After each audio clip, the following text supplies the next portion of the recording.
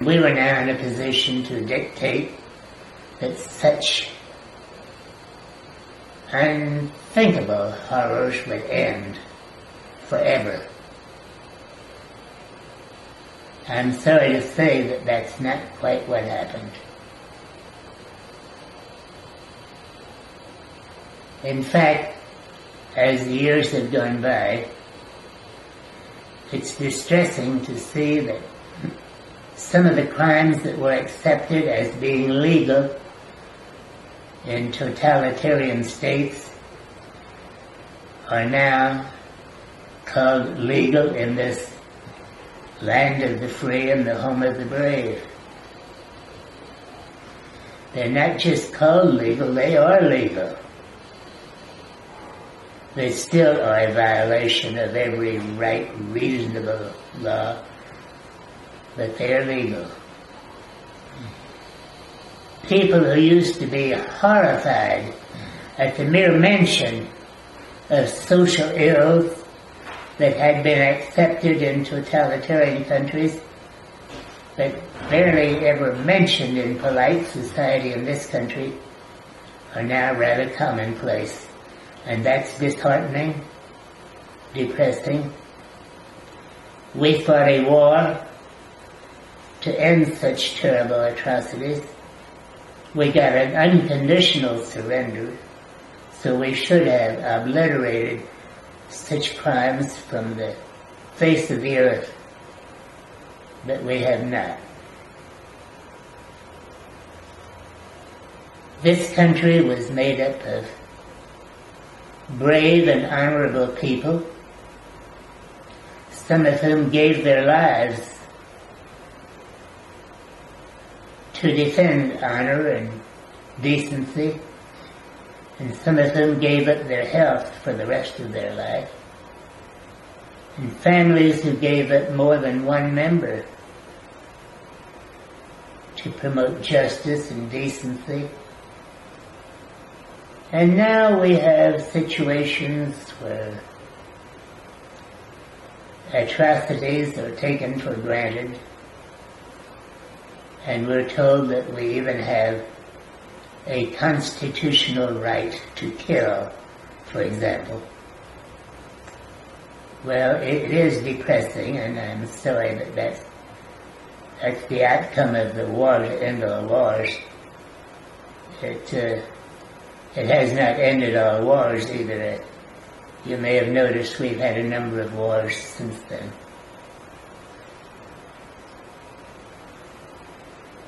Some of us still believe in what was called justice and decency in those days, and among us it still is called justice and decency, and many people who hold out for that are called intolerant or extremist.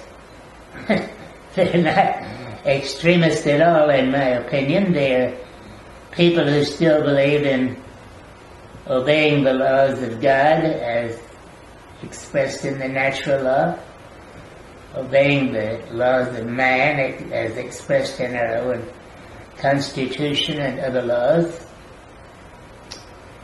Nevertheless, an increasing number of people consider adherence to such laws an extreme position.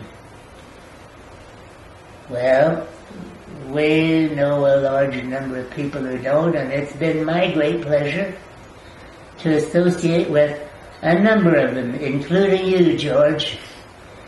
I've seen you, even with your wife and children, trying to persuade people that there are better things in life than killing someone who's inconvenient to you, trying to persuade people that they can depend upon the generosity of their fellow men, they are not reduced to the animalistic state of killing their own, trying to persuade, often not succeeding, but trying nevertheless. And I trust we will not ever give up. We will keep on trying.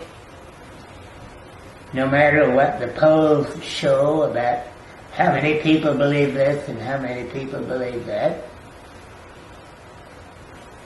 there still are large numbers of people who believe in kindness and decency and generosity and so forth. And I hope that their numbers continue to increase and that opportunities for kindness will never be lost, will be taken advantage of more and more, and our country can become more and more characterized by humane, decent, good feelings toward one another, kindness, helpfulness, and so forth. And you, George, and your family have done more than your proportionate share to make that day come around sooner. And I thank you for that. And I know what I'm talking about because I remember how cold it is out there when the wind blows. And I remember how cold it is when people curse you for being there. And when people jeer at you for trying to save lives. But I remember how warm it is when once in a while you have success and you save a human life. And it brings up again the age-old question, how much effort is one human life worth? Well, I will never know the answer. It's worth a lot more effort than most of us put forth. That's for sure. Yes, it is. It is. And now that you bring that up, there's some, I think, comedy stories. We can go on that note before we wrap up with the heavy-duty philosophy stories here. But one of the, I guess, grand moments I remember of you at the mill was when the police came up. I remember seeing 2 or 3 police cars come around, and you're in the middle going like this to these guys. And then I walked up and found out that you and a gang of other folks were going to come and blow the place up, right? Well, we shouldn't make fun of our public servants, I suppose. But sometimes our public servants invite uncharitable criticism by their performance. Yes, we've been called all sorts of bad names, and for the most part unjustifiably. One of the most ridiculous names I can think of was the day I was labeled a terrorist. For reasons we needn't go into, word got around that I was part of a terrorist gang and that I had planned a dreadful assault with bombs and machine guns and fellow terrorists who would terrorize and destroy and ravage the neighborhood. And so 3 cars of police came dashing in, and they all jumped out with their guns drawn, asking, "Where is Kling? Who's Kling?" I acknowledged that I had that honor. They seemed a little surprised and disappointed. They were looking for a very capable-looking firebrand, and they found an